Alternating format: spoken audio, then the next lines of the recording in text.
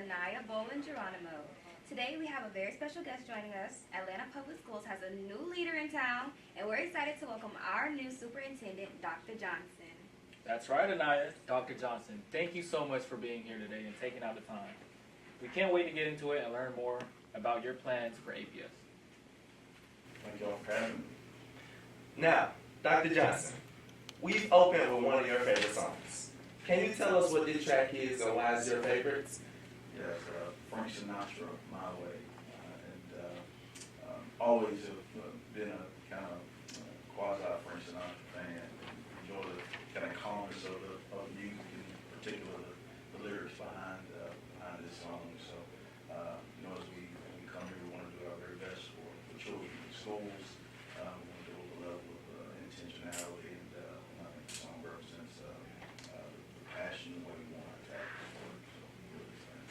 And is he like one of the more new generation? No, man, Frank Sinatra was old school. Old school. Frank Sinatra was old school. So any new generation? New generation. So I've gotten old. My son keeps me up to date on the kind of current events. But these days, I've actually spent more time on the phone during my car rides than listening to music. So if I have a long stretch of ride on the weekend, I might listen to some not necessarily talk radio or sports radios, football season, nothing going on, trying to stay up to beat on what's happening there. So that's how I spend my ride time primarily. All right, Dr. Johnson. Before we dive into the serious stuff, we thought we'd start with a little fun. This is our GOAT session, and we're going to throw out a few categories, and you tell us your greatest of all time. First up, who's your favorite musician? I'm sorry, who's your favorite artist? My favorite artist. I came up in the Tupac, Jay-Z, Biggie Smalls kind of era, and the overall kind of some of the favorites that I bounced in between. Goody Mob was a go-to back then. So they really, that was kind of the group. So those guys and those are extremely talented. So. All right. Depending on how you answer this question, I might not like you after this, but who's your greatest athlete of all time? Gosh. Well, as far as in every sport, as in basketball, Okay. football. So basketball, I'm going Michael Jordan. I mean, you can't, I know people will say LeBron James and Magic and Kobe and all, but I mean Michael Jordan. Football, I'm probably going to have to say. Again, period I grew up in. It's a combination. If I could overall, I think it'd be a combination of Bo Jackson and Deion Sanders. They were two sport athletes that just, to play at that level, that both of them played at, and to do it in two sports is just unbelievable. So somewhere between the two of those guys would be at the top of the list. Okay. And last but not least, what's your pick for the greatest restaurant you've tried here in Atlanta? So I haven't had a chance to get out a ton, just because the days have been long and the nights have been short. So I have not gotten into as many places. I've talked to my wife about this when we come back. But I had a couple of good barbecue spots, and I can't call the names. I'll say this: the wings in Atlanta, almost anywhere I've gotten wings in Atlanta, have been better than anywhere I've had wings before. So I think this is probably one of, if not the wing capital. And barbecuing in a couple of places I've been has been really, really good. I've got to try mustard seed is one I've got to try. And there's another one not coming to mind right now, but good wings and good barbecues I've been. All right, we're going to take a little bit of a deeper dive. You've had quite the journey in education. You were a teacher at what school? So I was a teacher at, that's going way back, I was a teacher at Northeast High School, Clarksville High School, and in early journey to up to the superintendent. Can you tell me how you made that huge leap from teacher Absolutely. all the way up there? Yeah, so I was in Tennessee. I should have said that. I said the names of schools like they were right here in my backyard. But yeah, I was in Tennessee. So I was a teacher. Then I became assistant principal and became a principal. And then went over to the district office as a director of high schools and was chief academic officer. And then my first superintendency in Chattanooga, Tennessee, which is about an hour 45 from Atlanta. And so this is my second superintendency. I also had a chance between my first and second superintendency to work in the private sector for a while. So I was corporate executive for a very large trucking company, and had a chance to do that. And also had a chance to work as executive vice chancellor and chief strategy officer at the University of Tennessee, Chattanooga. So fairly varied background, and all those experiences I think really prepared me for this moment, this opportunity right now. But you know, as I got here, it's not because I was overly talented. A lot of really good people that believed in me and gave me access and gave me opportunity to continue to learn and to make mistakes and to grow and to develop. And so it's a byproduct of them and my parents and family that I'm in the seat I'm in right now. Thank you for sharing that. Now we'd love to know if there were any lessons from your childhood or family that influenced your approach to leadership today. Yeah, so I mentioned a little bit about my mom. My father was one of 9 children. He was one of 9 children. Had 8 other brothers and sisters. And in fact, a single parent household. And my mother was one of 2 children, and her father passed at a really early age. And so, you know, both of them worked extremely hard to, you know, ensure that myself and my sister, my brother had more than they had.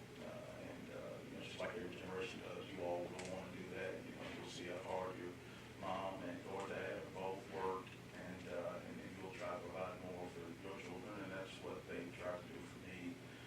But I got to see my dad. He was a combination of a mechanic and pastor of a small church. My mother was a social worker, and so they served people, and I got to see that service front and center on a daily basis. And that really impacted how I approach leadership. I believe leadership is about serving folks and serving with excellence, but at the same time being unapologetic about standard. You know, so when we look at education, we have the privilege. Your parents, guardians give us access to you to impart and pour into you, teach you, and we take that responsibility very seriously. And so there's a level of excellence that we're unapologetic about in our service for students. And so yeah, I learned so much from them, seeing them day to day, and walking alongside them, and learning and getting as much information as I possibly could. Thank you for having the courage to share that story. Now, let's talk about the APS students. For those who are listening on this podcast, who are on their journey to graduation and planning their futures, what advice do you have to give them? In regards to what they're taking in now in their last stage, or in the look ahead as they go into the career?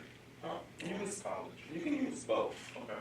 Yeah, so I think, you know, now, and I got to see some of this morning, getting here in South Carolina, gleaning as much from your teachers and experiences as you possibly can. I know there's a group of students today that are on a college visit, and we talk to other students that have already applied to multiple universities. But I think it's really important while you're here, whether your path is a 2-year institution, 4-year institution, certification or credential, or getting a technical skill, it's really important to get as much of that as you possibly can.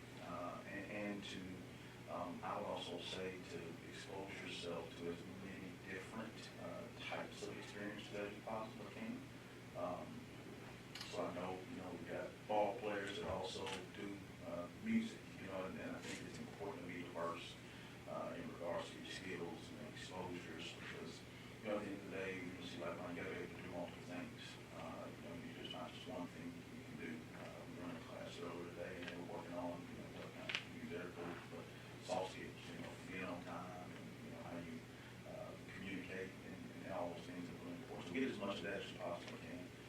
And then I think on the other end, you're ready to go into, college, university, 2-year, 4-year, what have you. But it's really surround yourself with not just like-minded people, but I think so many times we say surround yourself with like-minded people. Surround yourself with people that are better than you, from the standpoint of theoretically have achieved more and are more experienced and maybe what you aspire to be beyond. So sure, surround yourself with like-minded people, but also find yourself mentors and sponsors that have already been there and will benefit from those experiences. Now, Dr. Johnson, let's talk about your vision for APS. We know that you have big plans for the district, but can you tell us some of your main goals for APS and how you plan to make a difference for students? Absolutely. So one of the things I told the board when I've been in the process is that I believe that Aniya Bent School is supposed to be the best urban school district in the country, and I believe that because there's a combination of tremendously talented students and teachers and leaders and support staff.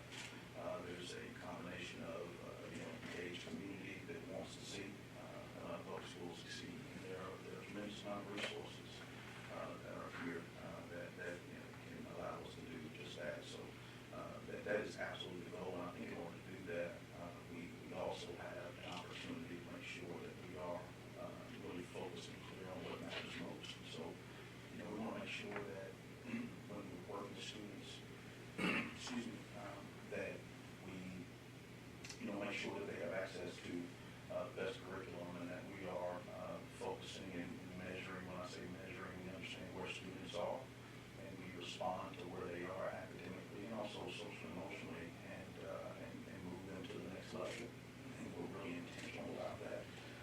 And then I think, as we continue to look through the grade band, we want to make sure that they have career exposure and experiences. So things like this podcast is a great opportunity for students like yourselves to see the other side, some things that you may be interested in. So I think it's important to provide the career exposure as well. So we've got a lot of energy and desire to make sure that our students don't just graduate, but we want our students to graduate prepared.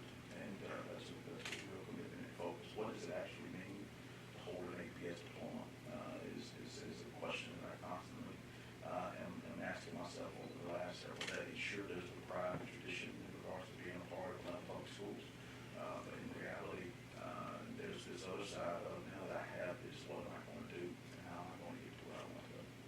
Thank you for sharing that, Dr. Johnson. We know when you first started, you launched a 100-day plan, which includes academic acceleration, equity, student, and stakeholder engagement and accountability.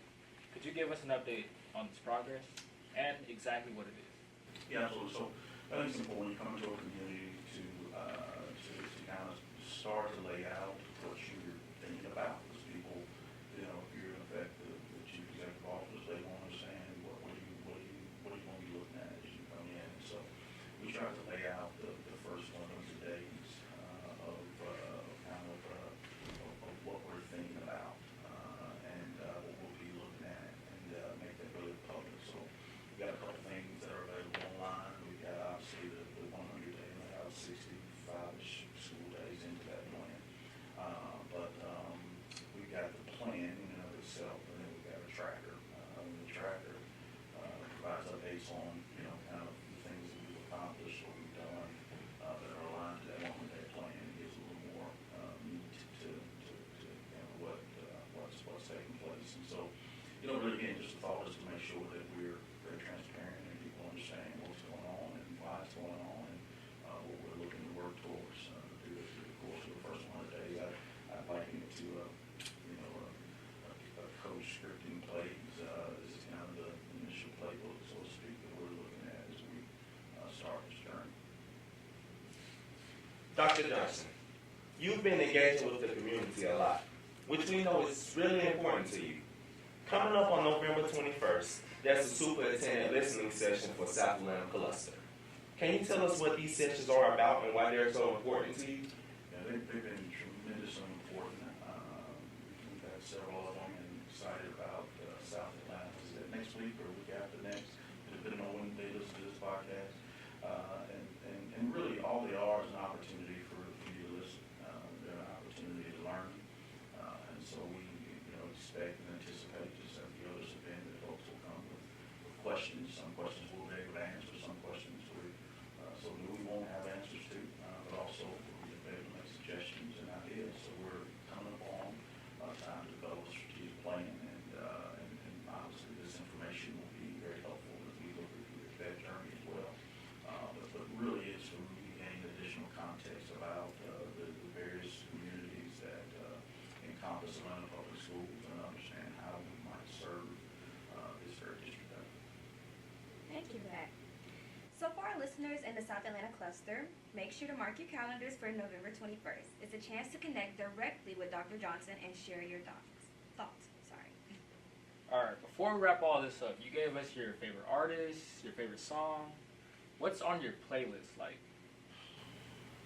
I gotta push myself a little bit here on my playlist. So I've gotten spoiled since I've had Sirius XM, and I don't really have necessarily a playlist. I'm probably a little too old school. My wife does Apple Music in the playlist, so I appreciate when she's in the car because I can leverage what she has. But I'll bounce between, Kurt Franklin 64 to, talk radio to, a little bit of hip hop to, a little bit of, seriously Sinatra. So it just kind of depends on the mood of the day and what's going on. If I just come out of a tense meeting or a conversation, I might need to calm down or whatever. So I might have Sinatra on. If I need to get going in the morning, I might have some hip hop jumping. So it just depends on the time of the day and what's happening during that span. That kind of drives the thought process about what we're listening to as we ride. You might have to do that one day. So like when you say hip hop, like what specific artists? So I'm old school, and that old school y'all. So, Jay-Z, Tupac, Biggie Smalls, Scarface, it's this whole genre that, I don't have the new artists down. So in my days, we can have this debate another time, but in my day, the hip-hop artists were actually saying some things. They were putting some stuff together. It's a little different now. It's a little different now. Well, I think you should take, a good look into the newer generation. Give me some names while I leave. Well, I'm not just speaking of music. Is even in sports, like Michael Jordan's your GOAT of all time. Who you suggest? LeBron's the current generation. Some things like LeBron is a really good basketball player. He's a really good basketball player. But when you compare Michael Jordan, it doesn't look as good as he does. He never got to pick his team. So when you think about how the team, he had Scottie Pippen, but that was the rest of the team would have been kind of like role players, and they still reached the pinnacle. So it's tough to beat Michael Jordan. It's tough to beat Michael, but LeBron James is good. I give LeBron James credit. He's good. If he wins a couple more championships, he might be a one big. Come on this side. Yeah, well, I don't know if I go that far, but he might be a one big.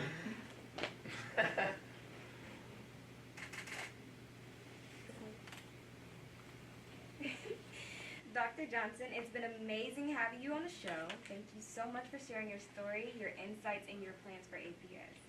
Thank you all. I appreciate the opportunity. And for all our listeners, remember to attend the South Atlanta Cluster Superintendent Listening Session on November 21st. This is your chance to be part of shaping the future for APS with Dr. Johnson. Thank you. Thanks again to Dr. Johnson and to everyone tuning in today. Stay with us for more inspiring stories and conversations here on Hornet Studios. Until next time.